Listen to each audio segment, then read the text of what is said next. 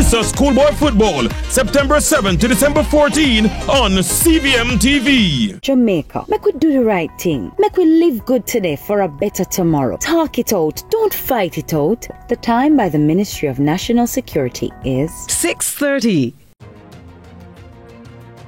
Yes, mic check 1, 2.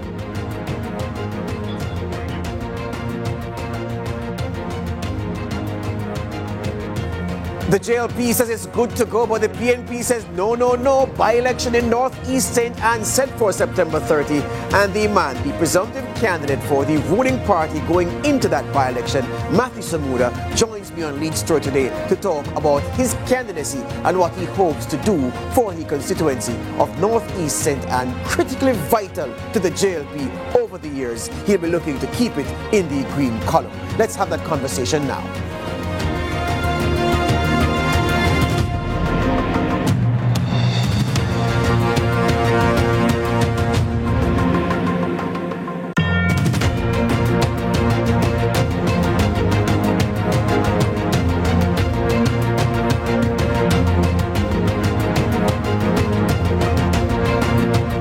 Story here on CVM TV. We're talking politics on this Friday, and we're talking about Northeast St. Anne to be precise. We're going to set the context for the conversation with our usual package at the top, just to tell you that Northeast St. Anne, those who've only just come to the politics would think that it has always been a JLP stronghold. Not so. The constituency was first contested in a general election in Jamaica in 1959, and Edwin Tucker won that election. He repeated in 1962, so he was a two-term MP.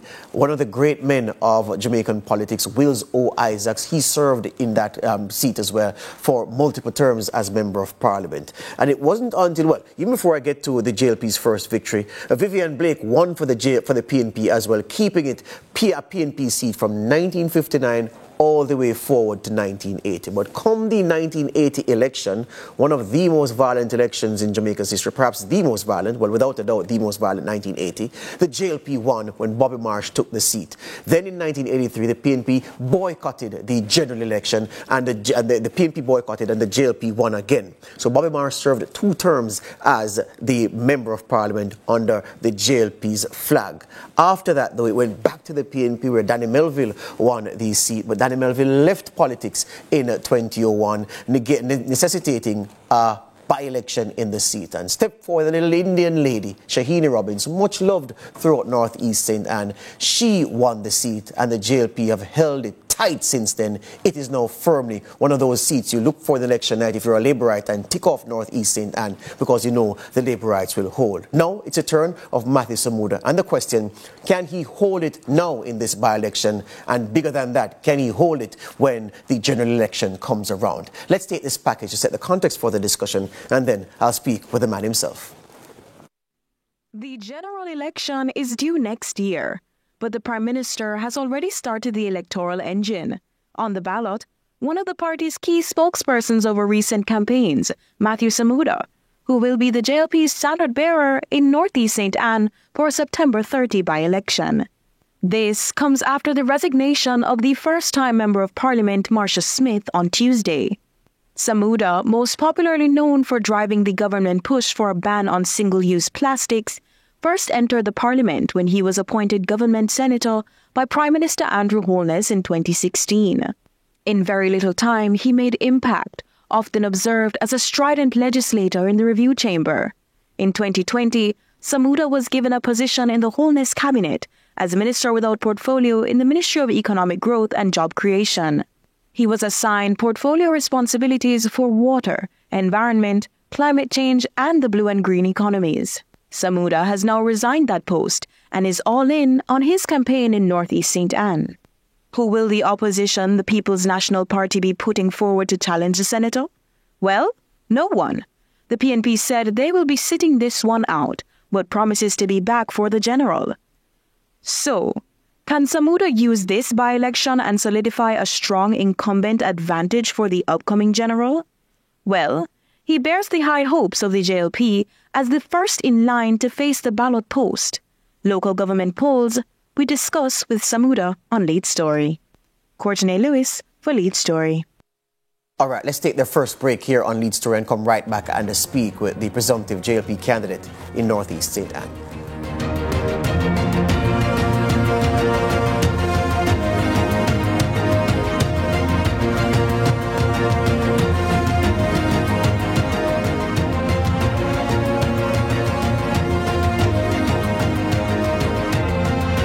Hello Jamaica, my name is Daniel Hewitt.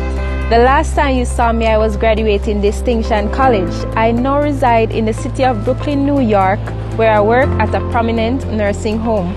I've always wanted to become a nurse, but being a single mother and living on my own made my dream of becoming a nurse seem far-fetched. Checking out different schools and different programs, I chose Distinction College because of their affordable tuition, flexible schedule, and their hassle-free registration process. Distinction College offers different programs in nursing such as pediatric nursing, geriatric nursing, practical nursing, and even phlebotomy. Because of the training I got at Distinction College and the international certification, I am now licensed by the New York State Department of Health to work as a CNA in the state of New York. And it all started at Distinction College. I took that step. You can do it too. Choose Distinction College.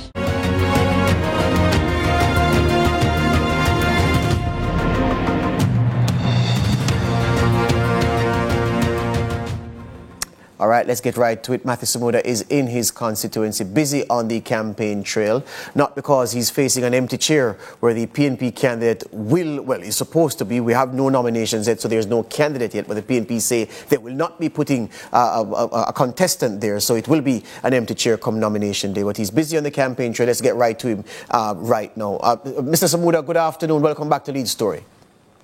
Well, good afternoon, George, and thank you for having me, especially not in studio. I appreciate the opportunity to speak to citizens of Northeast St. and indeed Jamaica as a whole. Right. But I can't say there will be an empty chair. What I'm sure is that the chair will likely bear the typical independent logo and may not wear an orange shirt, but is certainly in an orange place meeting now, as we are well aware. So let's see what happens Wednesday, George, before we presume that there will be no nominee. Well, there you go. Well, interesting things to look out for. All right, let's talk local politics then. For those in Northeast St. Ann who've been seeing you over the past several months, I hear that you are basically virtually there every week, every weekend. You're doing something, whether it's in the name of turning on taps, talking to people who've had water issues, talking to people who have real constituency issues on the ground, even before you found yourself in this position. What can constituents in Northeast St. Ann expect from you if you get the nod on election day, September 30? So I've been in the constituency since last year, May. And I'm actually working from one of our field offices right now as we prepare for a by-election and indeed for the general election. Constituents can expect to experience my work ethic, which is that I give everything 100%. We expect to continue the work of the late, great Shahini Robinson with the sort of empathy and care that she would have presented to people. No, I know that you won't build a sort of relationship with a community that she would have had after living here her whole life overnight, but they can expect that I will give them my full undivided attention to ensure that we're able to move their dreams to a reality. Ultimately, Northeast St. Ann is one of the most blessed geographic locations, not just in Jamaica, but in the region. You have the benefit of almost every industry represented in Jamaica's economy being represented here, whether it is mining or tourism, whether it is BPO or retail sector, whether it is law or construction. Everything is happening in Northeast St. Ann, and there's awesome natural assets in this area that can beat Bahamas, can beat Turks and Caicos, can beat any of our neighbors. But there are things we have to do to get it right. We have to build the foundation of growth even stronger so that our people here are able to realize the benefits that they deserve because they live here, they're born here. They deserve to take the benefits of the natural assets of Northeast St. Ann. 43,000 electors, thereabouts, will be on that voters list when election day comes around. Would you say the majority of those are people who lean Labour right naturally? And the reason I ask is this. Northeast St. Anne has been in JLP hands now for 23 years, since 2001, that by-election that Shahini Robinson won. But of course, the long history before that, it was firmly a PNP seat. Has the tide firmly turned? Are most of the people who are going to go to the polls naturally going to vote for the JLP candidate because it's what Northeast St. Anne does? Northeast St. Anne is going to be a competitive space. But it is a space that we're doing what is required to ensure that competition is not close. The reality is PNP is not dead in Northeast St. Anne despite its party's best efforts. We have a lot of work to do. But there's a great deal of credibility for the Jamaica Labour Party because of the decades of contribution of Shahini Robinson and the 4 great councils which are doing great work in and around the constituency. So I would say the wind is in our sails, but there's a lot of work to do, and I'm prepared to do that work. Give my viewers who aren't familiar any at all with Northeast St. Anne, beyond Ocho-Rios, everybody knows Ocho-Rios, but you have 4 divisions there. You have Exchange, you have Ocho-Rios, you have St. Anne's Bay, and the 4th one would Limebond. be... Very good, right, good. So, geographically, if residents, or rather just those who come to our beautiful beaches or any of our lovely rivers, they can think of it as White River in the east, to the Pudding Man in the west. That's generally the Priory. The Pudding Man in the Priory, that's world famous, and people stop from all over to get his pudding. Or the Infirmary if you're more acquainted with that space. That's the east to west boundary. From north to south, it is a sea, and very diagonally or very jaggedly cut constituency boundary. So you have places you're pretty much right before Upton in Exchange. But not quite as far as Blue Hole in terms of the White River area in that space. We go as south as Chalky Hill and as south as Limehall Square, for those who would remember the old road prior to the highway. And in St. Anne's Bay, we go up to Windsor and Windsor Heights. We go up Gully Road up to Limehall Square, and there are places like Kimmer. So it's Jamaica in a constituency, right? Because you have urbanized spaces with all the infrastructure that you'd have in Kingston and Montego Bay. And then you have some deep rural spaces that don't have the infrastructure that they need yet. So it's every challenge you can think of, but every opportunity that doesn't exist everywhere to make it work. So it's an exciting opportunity to get things right and to build on the legacy of Shahini. I could pick an MP at random, Matthew Samuda, who would tell me that their constituency is a difficult place to represent because of the paucity of employment opportunities in it, especially for young people. You don't have that problem. No, our economy has great opportunity for growth. In fact, you'll have employers here who will tell you that we're not quite matching the skilled labor to their needs. Now, what that has created is heavy internal migration in Jamaica for people wanting to come to Northeast St. Anne, wanting to come to St. Anne generally. So ultimately also we're going to have to move faster as a government to ensure that infrastructure is in place for those who wish to come and benefit from the opportunities. But most importantly for me, I'm going to have to focus and give heavy attention to training of our unattached youth so that they benefit from the opportunities down or up the road, depending on how you look at it. Because ultimately, where you will have frustration if there are thousands of Jamaicans trying to move into Northeast St. Anne because the economy is presenting opportunity, or the local economy is presenting opportunities, there will be frustration for those who have been born here, have grown up here, if they're not able to take advantage of those opportunities. So, slightly different challenge here, George, but one that I'm working on with Minister Dana Dixon. We have particular programs that will be tailored to the tourism industry that she's working on with Minister Bartlett, many of which will start in Northeast St. Anne to ensure that those who live here and were born here get first chance to benefit from the employment opportunities.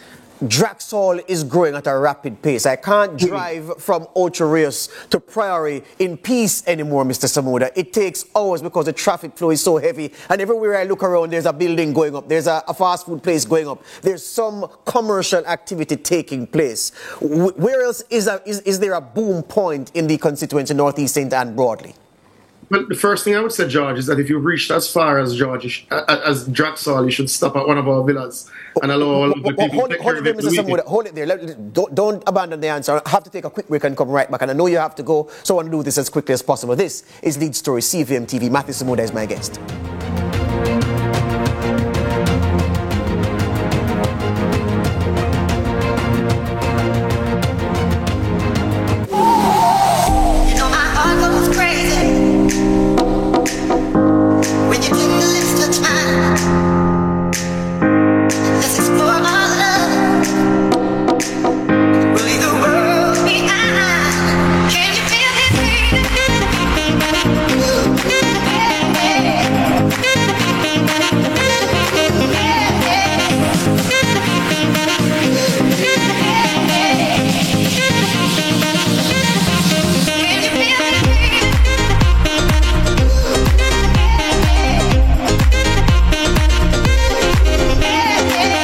Schoolboy Football, September 7 to December 14 on CVM TV.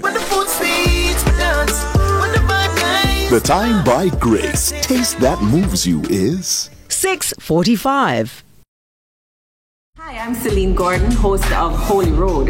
Hey everybody, what's up? It's your boy John Mark Wigan, host on the show Holy Road. Listen, people need to know what's happening in the churches and in ministry in all of Jamaica. It's an absolute blessing. We're really excited to share this. Tune in to CVM, see it happen.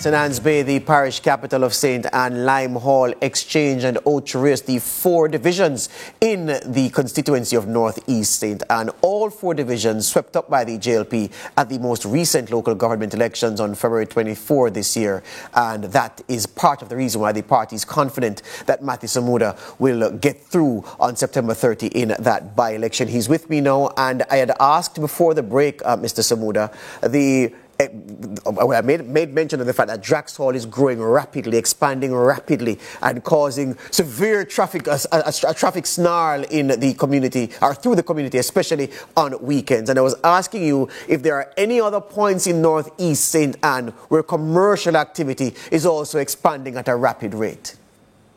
And the first comment I made, George, was that I'd hope that you're not driving through Draxall to go somewhere else, because we have sufficient villas and hospitality to host you and your friends. And the lovely people of Northeast St. Anne would love to see you soon as you cover the by-election out even beyond. But no, there's no doubt that Draxall is expanding at a record pace. It's booming, and it is part of the reason, and I don't want to dive into the Prime Minister's remit, but it is part of the reason that we are looking at a new town centre for St. Anne's Bay and looking at a redesign of St. Anne's Bay in the way that it is, so that it becomes the old town while you move government services out in an integrated way to ensure that Draxall is connected to the St. Anne's Bay.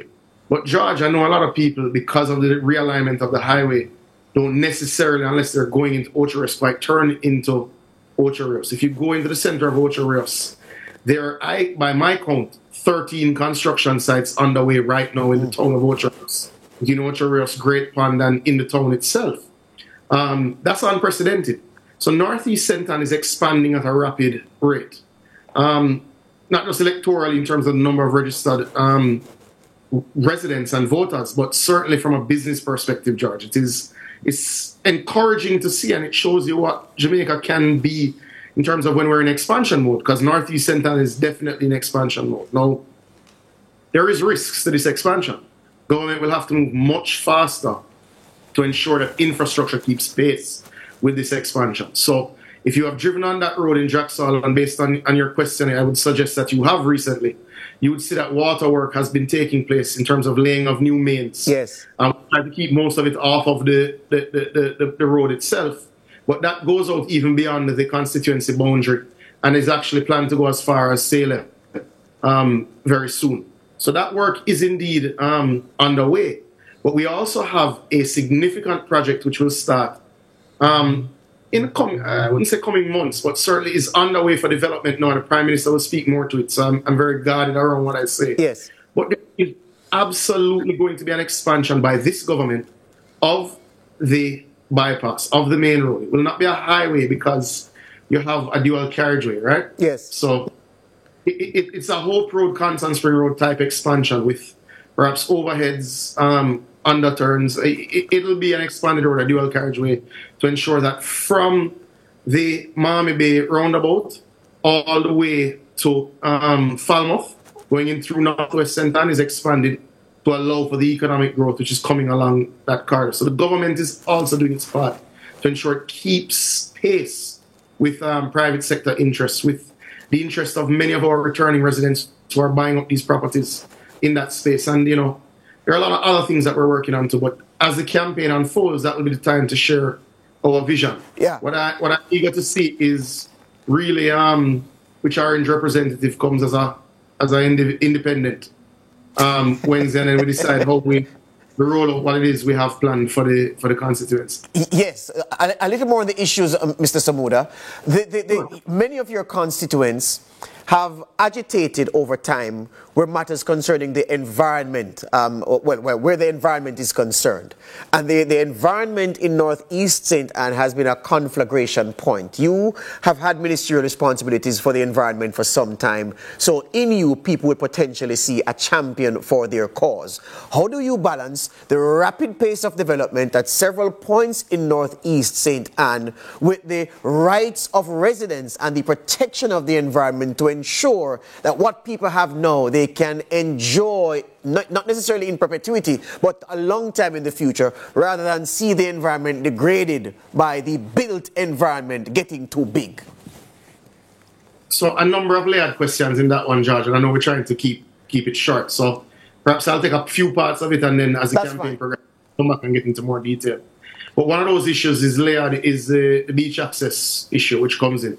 But that is part of our natural asset that citizens in Northeast St. Ann and the wider St. Ann and St. Mary want to enjoy. And the first thing that I'd like to state very clearly is that the government's beach access policy is ready for discussion, and we look forward to having that discussion with the public in the weeks to come. But beach access can't just be a policy. It has to be action. It has to be acted upon. It has to be invested in. And the first way that we're going to do that is that we will be breaking ground in the months to come on the new beach park at what's commonly referred to as the Priory Beach, what is actually classified as Fantasy Beach. Yes. Where the tourism ministry will be taking the lead on that. And that will be a free beach park in Priory for all citizens of Jamaica, St. Ann, and Northeast St. Ann. So that's going to get upgraded bathrooms, upgraded parking, security, lifeguards, etc., to make sure that all citizens in St. Ann have this wonderful free beach to themselves.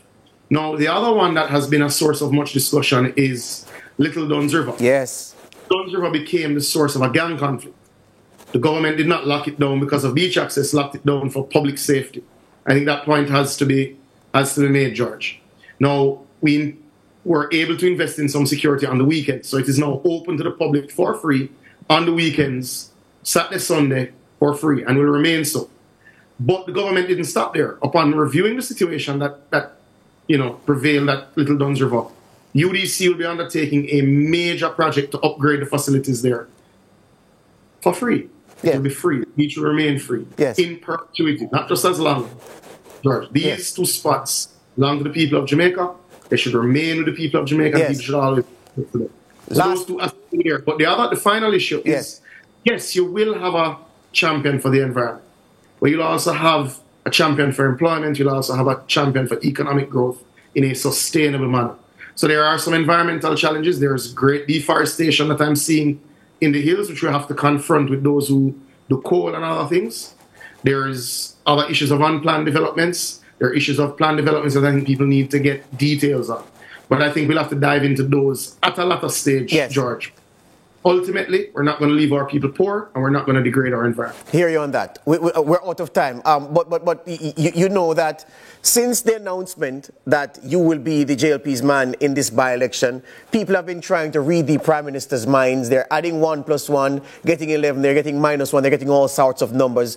And you know I have to ask you this question. If the Prime Minister were to say to you, Matthew, after your by-election, and if it is that you are successful, he says he wants you to take charge of the Finance Ministry, would you say yes?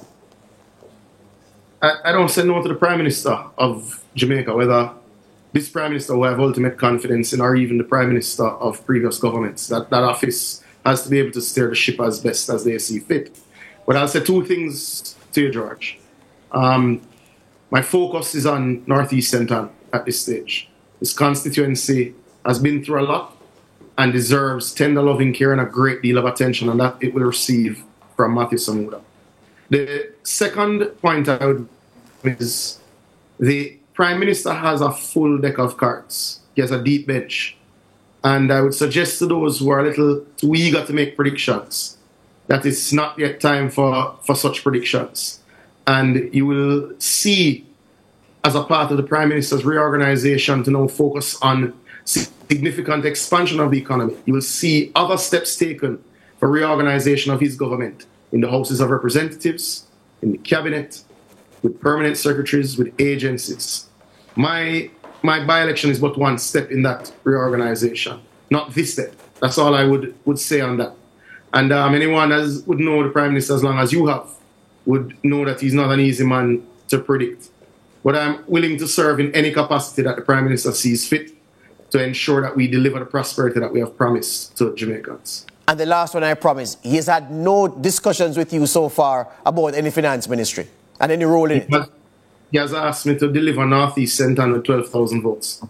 Hear you on that. Wish you all the best, Matthew Samuda. I suspect we'll talk again. All the best on the campaign trail. Thank you, George. Thank you for making time this afternoon. Matthew Samuda there, the JLP's man in Northeast St. Ann, getting ready for that by-election. Well, for those of you who don't remember, the Edward Seaga JLP was beaten left, right and centre by PJ Patterson's PNP. Everywhere PJ and the PNP caught Seaga and the JLP, they gave them a whipping. And so, when the by-election was occasioned by Danny Melville's retirement from politics and retirement from the public sphere, many people felt that the JLP would have again gotten a whipping from the PNP in that by-election in Northeast St. Ann.